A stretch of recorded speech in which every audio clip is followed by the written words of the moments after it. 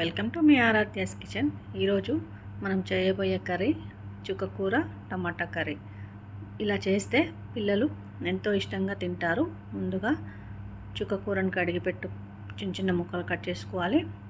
అవి పక్కన పెట్టి స్టవ్ పై ప్యాన్ పెట్టి పోపు గింజలు వేసిన తర్వాత పోపు గింజలు బాగా వేగాలి. లోపు మనం చిన్న చిన్న పచ్చిమిరపకాయలు 4 తీసుకొని చిన్న ముక్కలుగా కట్ చేసుకొని పోపులో వేసుకోవాలి. ఈ పోపు వేగిన తర్వాత ఒక మీడియం సైజ్ ఉల్లిగడ్డను చిన్న చిన్న ముక్కలుగా కట్ చేసుకొని బాగా నూనెలో డీప్ ఫ్రై అయ్యే విధంగా వేయించుకోవాలి. 4 టమాటాలు తీసుకున్నాం కదా, చిన్న చిన్న ముక్కలుగా కట్ చేసుకొని కూడా ఇందులో వేసుకోవాలి. ఈ టమాటాలు ఉల్లిపాయలు బాగా మగ్గేంత వరకు కూడా స్టవ్ని మీడియం ఫ్లేమ్లో పెట్టి వేయించుకోవాలి. చూడండి, ఒక 5 మినిట్స్ తర్వాత టమాటాలు పచ్చిమిర్చి బాగా వేగిపోయాయి. ఇలా వేగిన తర్వాత కొంచెం పసుపు యాడ్ చేసుకొని కొంచెం సాల్ట్ యాడ్ చేసుకొని అవి కూడా మగ్గేంత వరకు వేయించుకోవాలి.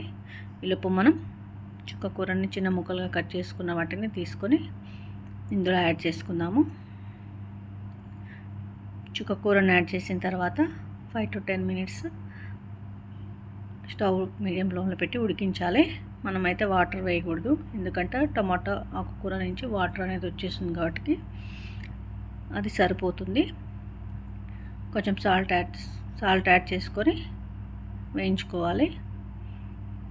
ఇలా 5 to 10 మినిట్స్ కలుపుతూ ఉండాలి. 2 టేబుల్ స్పూన్ల కారం, కొంచెం సాల్ట్ యాడ్ చేసుకొని బాగా కలుపుకోవాలి. అంతే అండి, సింపుల్ రెసిపీ. 10 నుంచి 15 నిమిషాల మధ్యలో అయిపోయే కర్రీ ఇది. ఈ చుక్కకూరను తినడం వల్ల మనకు శరీరంలోకి పోషకాలు కూడా అందుతాయి. ఇలా కారం వేసిన తర్వాత 5 to 10 మినిట్స్ స్టవ్ని సిమ్లోనే పెట్టి ఆయిల్ సపరేట్ అయ్యేంత వరకు కూడా కర్రీని ఉడికించుకొని పక్కన పెట్టుకోవాలి. అంతే అండి, సింపుల్ రెసిపీ రెడీ అయిపోయింది. ఈ వీడియో కనుక నచ్చినట్టయితే లైక్ చేయండి, షేర్ చేయండి, సబ్స్క్రైబ్ చేయండి ఫ్రెండ్స్.